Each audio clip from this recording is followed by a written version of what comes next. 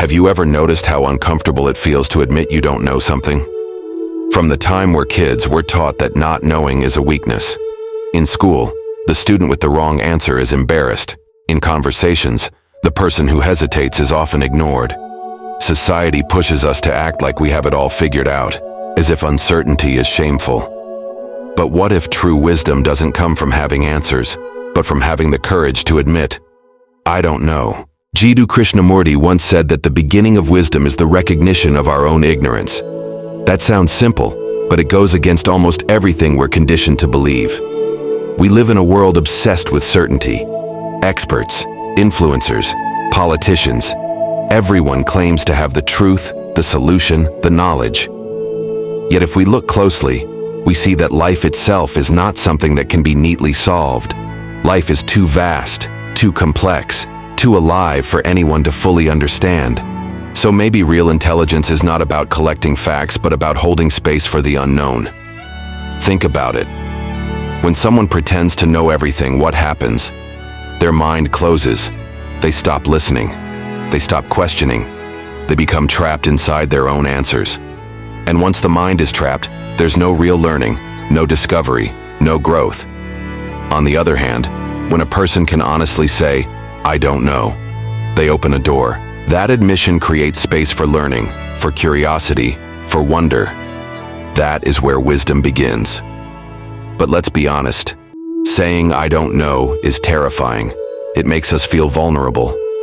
If you're in a meeting at work and someone asks for your opinion and you answer, I don't know, you risk being judged as incompetent. If your child asks you a deep question about life, like why people die or why there is suffering, and you respond with, I don't know, you fear looking weak.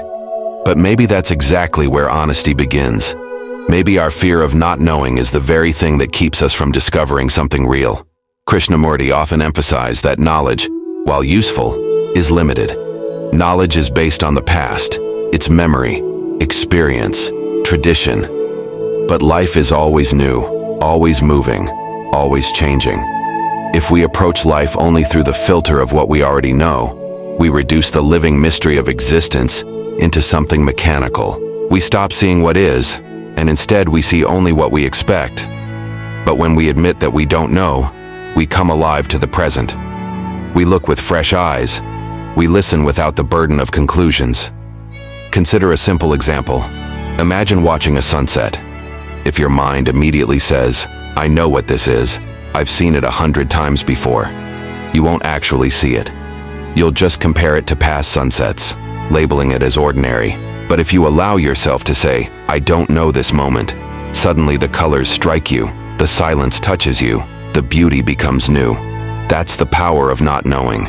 It makes even ordinary things extraordinary. This applies to people too. When we think we know someone, a friend, a spouse, a colleague, we stop truly listening to them. We filter everything they say through our past image of them. But if we can admit, I don't fully know this person, we can actually meet them as they are right now, not as we remember them. That openness transforms relationships. It brings understanding, compassion, and depth. Of course, none of this means that knowledge is useless. We need knowledge to survive. We need it to drive a car, cook a meal, or build a house. But Krishnamurti made a clear distinction. Knowledge has its place, but wisdom is something entirely different. Knowledge belongs to the known, but wisdom comes from staying awake to the unknown. Knowledge is like a map. Wisdom is stepping into the actual territory.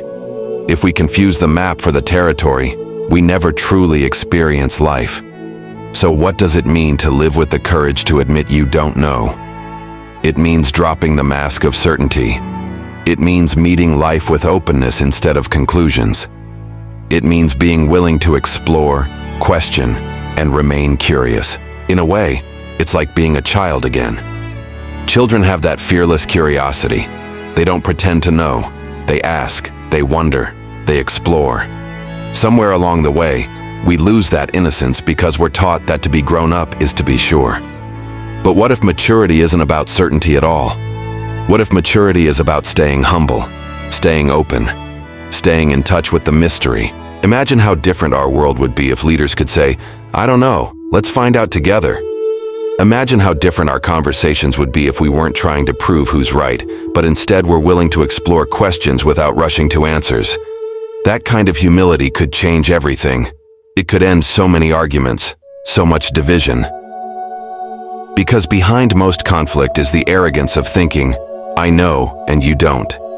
But when no one pretends to fully know, space opens for dialogue, for cooperation, for real understanding. And here's the paradox.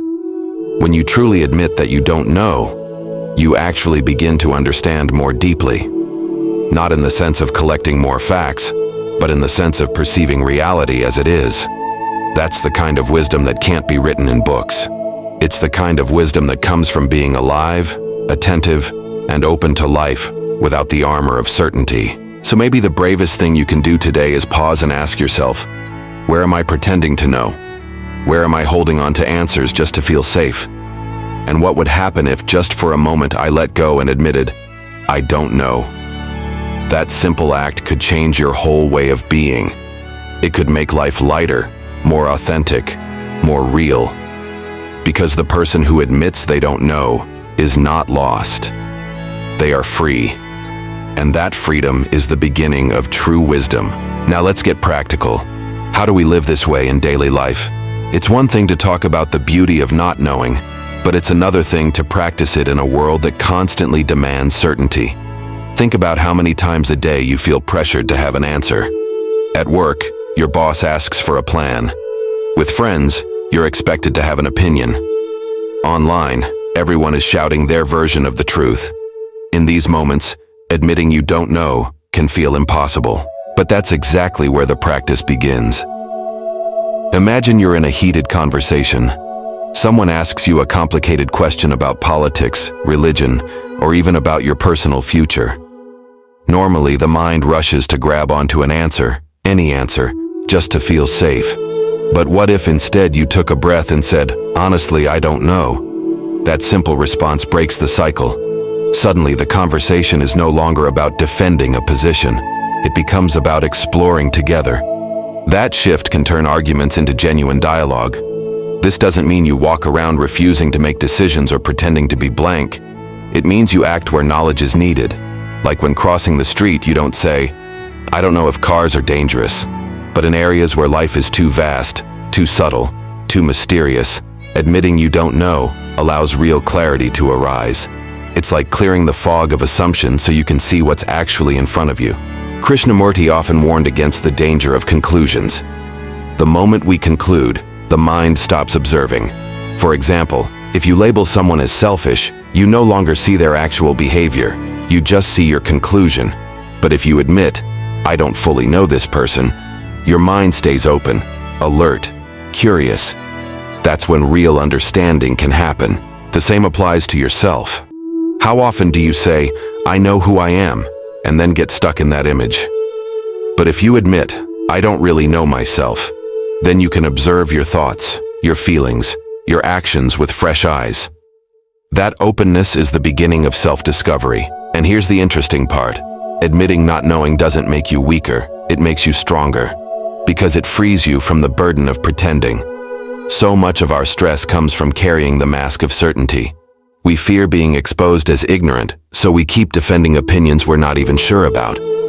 But once you drop that mask, there's a lightness, a freedom. You no longer have to prove yourself. You can simply be. So in the end, what does it mean to be truly wise? It's not about having the right answers stacked up in your mind. It's not about quoting books or sounding clever in conversations. True wisdom is something far more humble and alive. It's the ability to look at life with open eyes and an open heart, to admit when you don't know, and to allow the mystery of existence to reveal itself moment by moment. Krishnamurti often reminded us that freedom begins when the mind is not trapped in conclusions. And that freedom is what gives birth to wisdom. A wise person is not afraid of uncertainty because they know that life itself is uncertain. A wise person doesn't cling to the security of fixed beliefs because they see that reality is always changing. Instead, they meet each moment fresh, without the armor of, I know. So perhaps the most courageous act any of us can do is to simply pause and say, I don't know.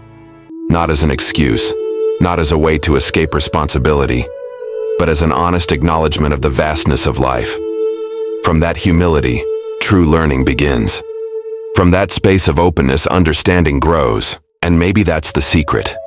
The truly wise are not the ones who claim to have figured everything out. They are the ones who dare to live in the unknown, who embrace the mystery without fear, who remain curious, alive, and humble. Because the moment you admit you don't know, that is the very moment wisdom has already begun to blossom.